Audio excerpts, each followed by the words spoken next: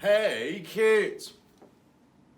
Welcome back. That's right. We are having our second violin lesson today. So everybody go get your violins out and let's get started. Wait, they can't get their violins out. We haven't taught them how to get their violins out. You remember this girl from last time, right? Say hi, Miss Taylor. Nice. So Miss Taylor, you're back to teach us more about the violin? Yes. Okay, so you're saying, wait, don't get your instrument out. You're going to show us what to do first. So we don't have any issues with the instrument. The instrument doesn't fall out of the case and break. There is a whole method to the madness. We want to make sure that nothing bad happens to the instrument. Then stick around and we'll figure out how to do this. Hi everyone. So make sure to get your case and either set it down on the floor or on a table like this one where you have a nice open space. So the first thing I want to talk about is not opening the case incorrectly. I know, isn't that crazy that there's a way to incorrectly open a case? So if your case looks like mine, you want to make sure that the flap here is looking like this. This way means it's upside down and your violin will fall out and probably, honestly, might have a little bit of injury. So you want to make sure that it's right side up. Then what you do is slowly either zip or unlock the hinges, depending on what kind of case you have, and open this up. So now you have this. So it doesn't really matter the order that you do this in. So you can either get your violin first or your bow first. It doesn't matter. But for right now, I'm going to get my bow first. So it should be locked in place. We will unlock it, and I will pull the bow out. You see how that hair is really loose? We want to tighten it, which usually takes about 3 turns. 1, 2, 3. I'm going to do maybe just one more. Every bow's a little different. And then the next thing before you play is to get rosin. You should have rosin already in your case. This is what rosin looks like. This is what makes the bow hairs sticky. If you don't put this on your bow, it's not really going to make a sound on the violin. So what you'll do, you'll take out your rosin and hold your bow in the other hand. You will put pressure and force down while you are running it through the entire bow.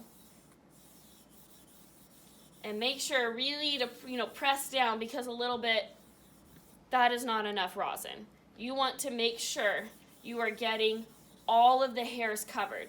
Great, now we've rosined our bow. So we put the rosin back in there.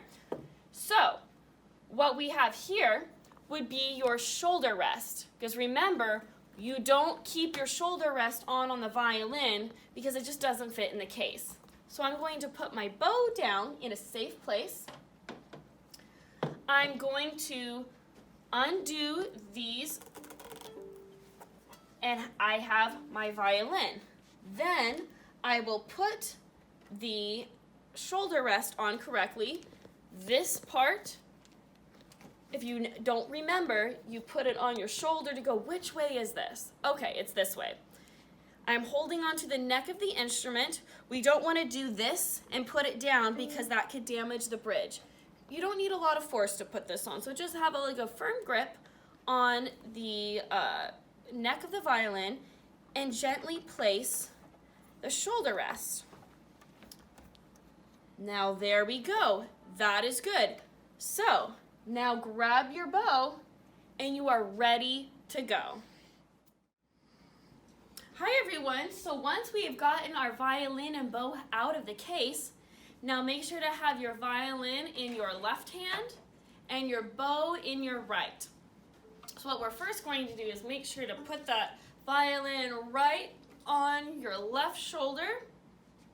So it's not in front of you, it's to the side on your left. You have your wrist out away from you like you are waving, and you are holding this out. Your arms should not be touching your side. There should be space in between here. Then, with your bow, make sure you have a curved thumb, a curved pinky, your 2 fingers over the frog, and your index finger curved. So once you have that, place your bow on the strings and just feel that. It's not comfortable, believe me, I know. So I wanted to go over the names of the 4 strings, starting from the lowest string and thickest string, which is G, and that sounds like this.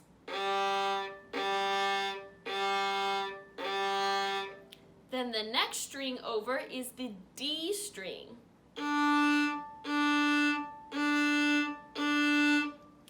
Next string over is the A string. And the last string and the thinnest string is the E string.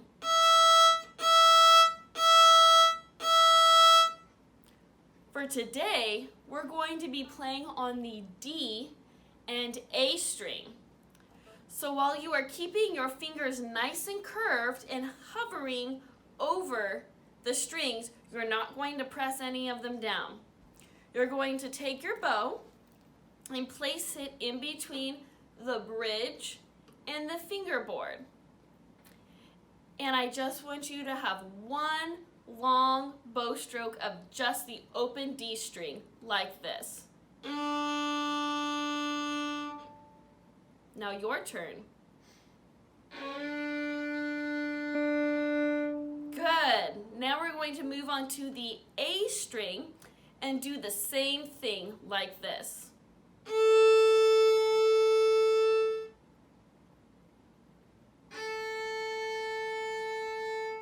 Make sure while you are playing, you are watching your bow and making sure that it is doing a straight line.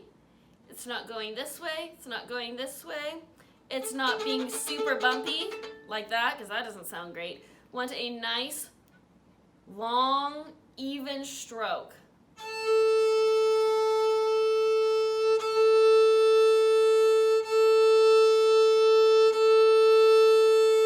And you want to make sure that you're only hitting one string at a time, not 2 like this. That's for later. You'll learn that in a couple years. You want to hit each string by itself.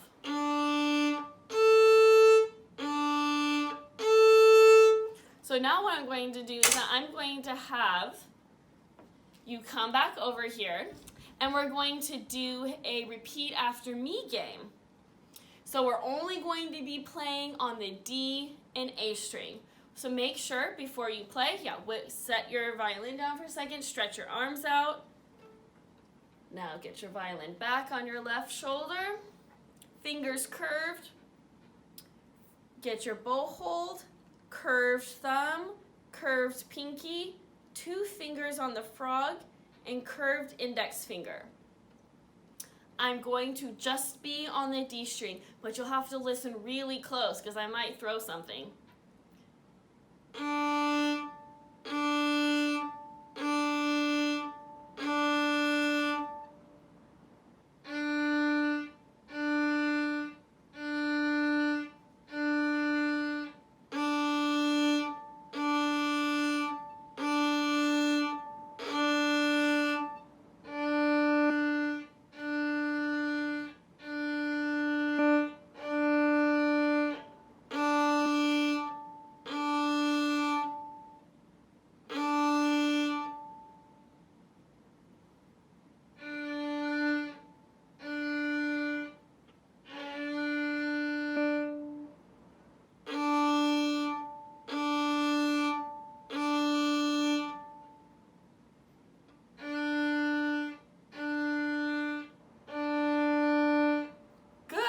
Now wiggle out your arms again. Now we're going to go onto the A string. Just playing the A string. No fingers down.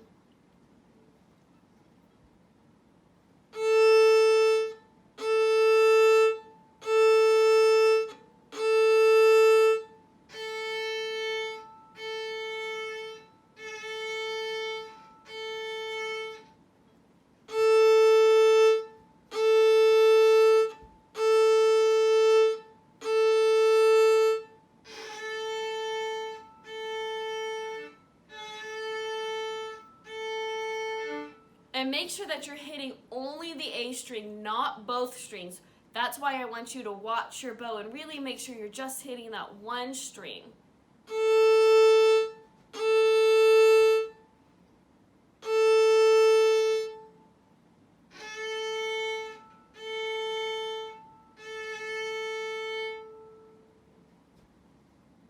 And then try this one. This one's going to be a little bit harder. This is going to be using the D and A string.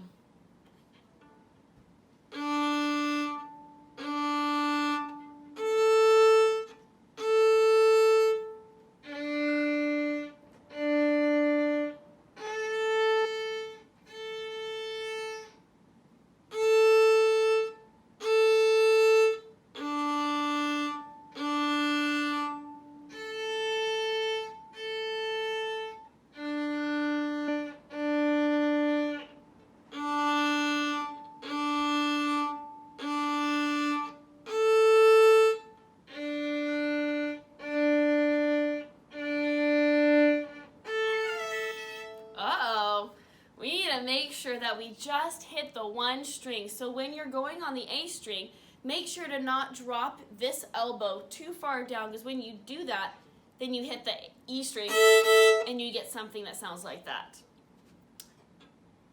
So this is going to be the most challenging one.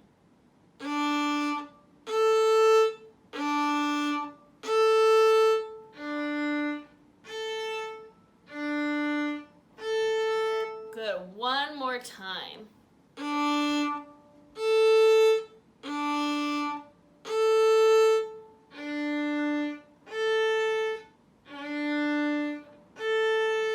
Good. And make sure that when you are bowing, that you're not just playing. I'm actually going to put this down because I don't want you guys to do that and hold it with your chin. I'm going to be in my rest position, which is the violin underneath my right side. It's underneath my arm, so my arm's kind of holding it, and I also am holding it by the neck and the body, so it's not going to fall. So when you are playing with your bow, I'm going to put this down on the table. That make sure you are not playing at the bottom half or just the top half. You want to be playing from about here to here. You want to be using a lot of bow, because if not, it either gets scratchy or it's just really hard to control, and it's just such a better sound when you go from here to here to here. So let's try one more time, and then we'll be done. So get your bow hold back again, curved thumb, curved pinky, 2 fingers on the frog, index finger curved, shoulder rest on your left shoulder, wrist out, bow on D string.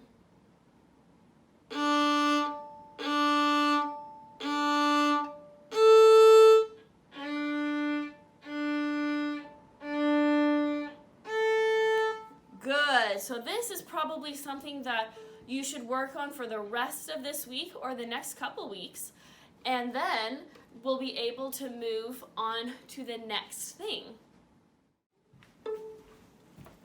Oh, hi, Miss Taylor. Hi, where have you been? Oh, I was just getting a sandwich. Have you been in here the whole time? I have. Were you teaching the kids how to do this? Mm-hmm. Well, you know what might be a good idea? Maybe we should play together. And then they can play with us. What do you think? Some D's and A's. Yes, Yeah, let's work on our D's and A's. So my case is open right side up, of course. Take my instrument out. Make sure my shoulder rest is on correctly. Nailed it. Grab my amazing bow. Strings are tight. Make sure you don't put your thumb on the hairs. Silly. Make sure you don't put your thumb on the hairs. These are the strings, kids. These are the hairs. And do any of you remember where these come from? That's right. Horse hairs. And no, not this part of the horse, silly. That'd be weird to tie in their little horse manes. It's their tail. Yes, and they're specially farmed horses. They're not like, they don't just go to people's random horse yards and just take random horse tails. They're bred for their horse hair. Outstanding. So, which should we start with, D or A first? Yes, let's start with the D string. Okay, let's make sure all of our posture. So if you're watching at home, get your posture ready. Look at your bow hold. Your thumb is curved, pinky is curved. 2 fingers over the frog, and index finger is curved. I know what you're thinking. Hey man, they talk a lot about technique. Well, we wouldn't have to talk about it so much if you just did it right. So get it right. We won't have to talk about it so much. We'll start playing. Kids, I think that looks okay. Make sure your backs are straight. All right. So starting with D. Now, are we doing like long notes, short notes? Long notes for right now. How many beats per note? 2. Okay, so if you're not practicing with the metronome at home, kids, absolutely important. So what we'll do is we'll start on our D string, and each note will get 2 beats. Okay, 1, 2, ready, go.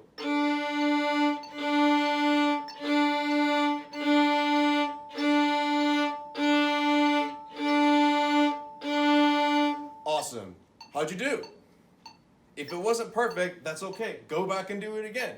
Now we're gonna play on every beat. And we're just gonna keep going until I give her the magic face nod, which looks like this. Try it at home. Here we go. 1, 2, ready, go.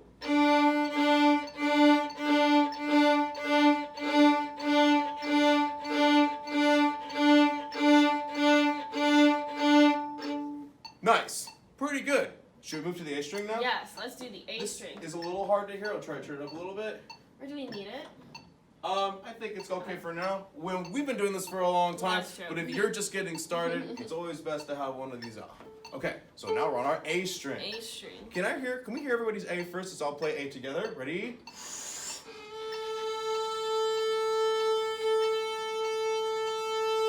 Sounds good. Does your A sound like ours? If it doesn't, that's okay. You don't need to worry about it right now. We want it there eventually. All right, same idea. Long notes. 2 beats. 2, 1, 2, ready, go.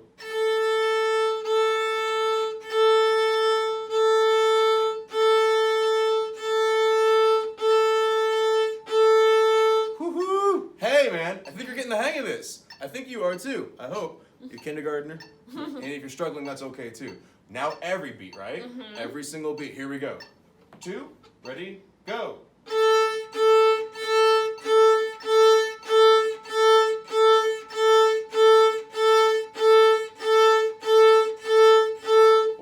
Done yet. I think we should try switching between the notes. Okay, let's do just slow ones for this. Right, so long. So 2 beats on D, 2 beats on A. Do you want to? Let's hear it first. Let's hear it first.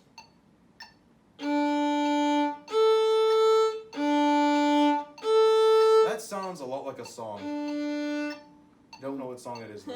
We'll have to come back to that. Okay. Spoiler alert! Hey! All right, you ready, kids? 1, 2, ready, go.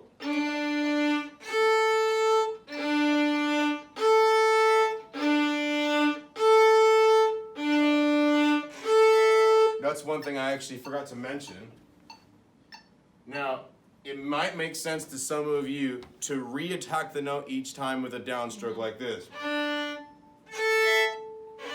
What if I told you that's a terrible idea, and if you thought of that, that was awful? Miss Taylor, would you like to explain why? Yes, just because when you do play the violin, you do have some things that are called a reset. But that's not what we're doing right now, because we have a down bow, which is away from you, and an up bow. Those are the 2 kinds of main bow strokes that you do.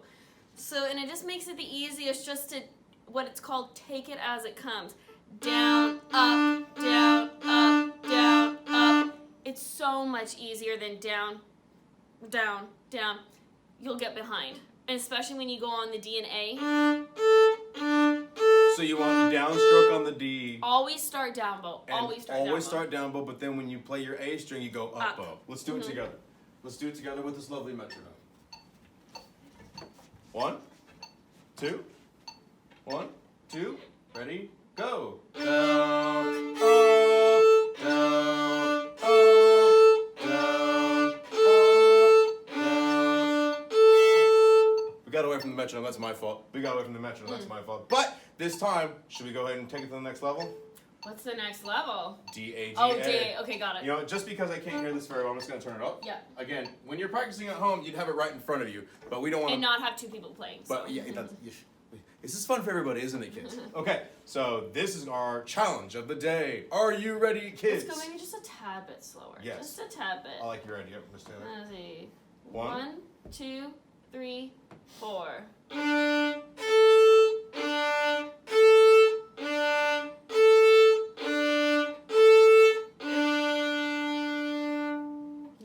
Hey, I'm getting that better. sounds at this. good. Hey, I'm so happy to be here, Miss Taylor. Thanks for being here. But before we finish, wasn't there something you had for us? I do. Didn't you have something special you wanted to share with us? I do. I'm gonna get off the camera. I'm so excited. I have another instrument to show you guys. I'm so excited. I'm gonna get off camera so you can show us. So, you're probably going, wait a second, that's still a violin. Actually, this one is called a viola. As you can see, it is slightly larger. This is the adult size, and it can actually get larger than this. But this is for me, this is good. So this is what adults play. This is a full-size violin, and this is called a 15-inch violin. Oh, sorry, viola. Yay! And so the difference is you go, wait, they're the same. The violin has an E string. The viola does not. The viola goes much lower, and I'm going to show you. So, the viola has an A string, like the violin, D, G, but what makes the viola different is we have a C string. That's so low. And the strings are even thicker, and the body's a little bit larger of the viola because the strings are lower to make sure that the sound comes out. So we have the C string, which is our lowest string on the viola, G, D, and A.